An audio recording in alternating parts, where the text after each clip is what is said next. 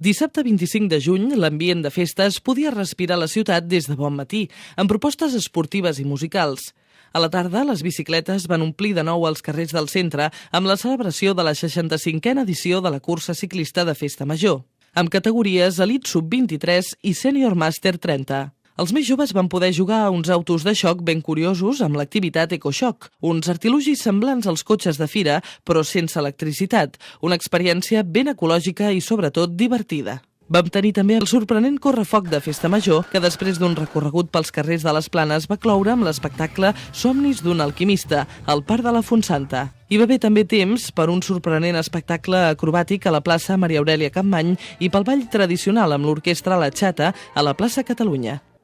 A la nit, de nou l'humor va omplir la plaça del Mercat, on el popular Xavi Franquesa va oferir una mostra dels enginyosos monòlegs que l'han fet famós a diferents programes de la televisió.